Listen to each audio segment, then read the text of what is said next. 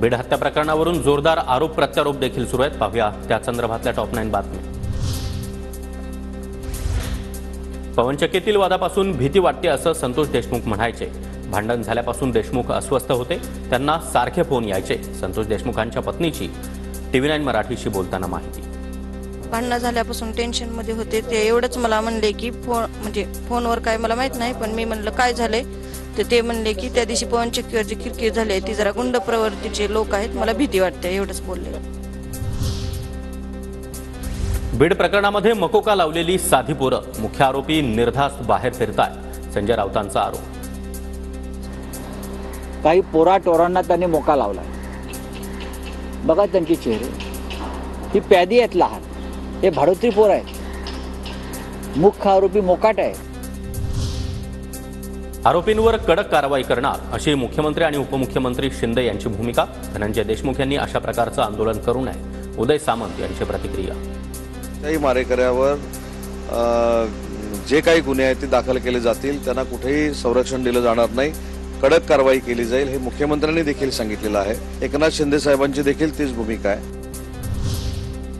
संतोष देशमुखांच्या हत्येमध्ये वाल्मिक कराडचा हात आहे हे स्पष्ट, अंबादास दानवे यांचं वक्तव्य।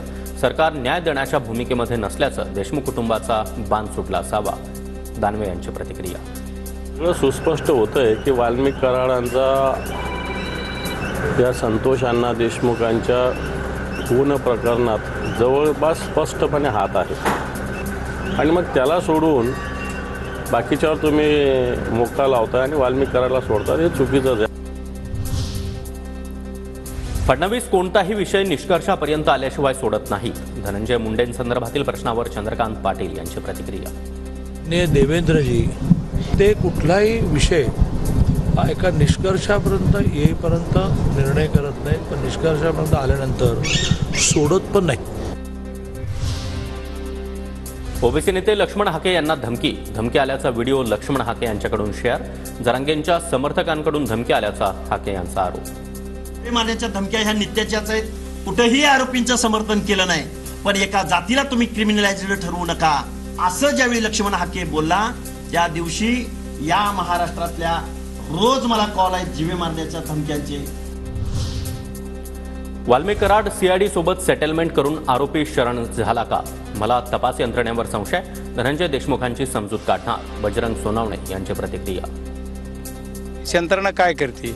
SIT वाले तुमचे आता काय CID बरेच काय पोलीस दिसतात, कुणाचे मी त्यांना बोलणार आहे की नेमके आहेत कुणाचे, आपण सर्वांच्या समोर विचारणार आहे त्यांना की आपण कोण आहात आणि ते काय करायला, आमच्या कुटुंबाला न्याय का मिळत नाही। आरोपी विष्णू चाटेला 18 जानेवारीपर्यंत न्यायालयीन कोठडीमध्ये ठेवण्याचे केज न्यायालयाचे आदेश, तर लातूरच्या कारागृहामध्ये ठेवण्याची आरोपीची विनंती केज कोर्टाकडून अमान्य।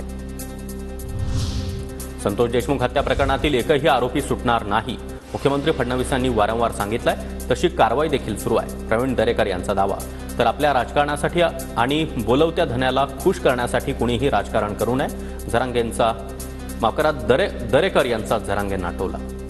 माझी एक विनंती आहे की स्वतःच्या राजकारणासाठी किंवा आपल्या बोलवत्या धन्याला खुश करण्यासाठी या हत्येचं राजकारण कुणी करता कामा नये, होऊ नये।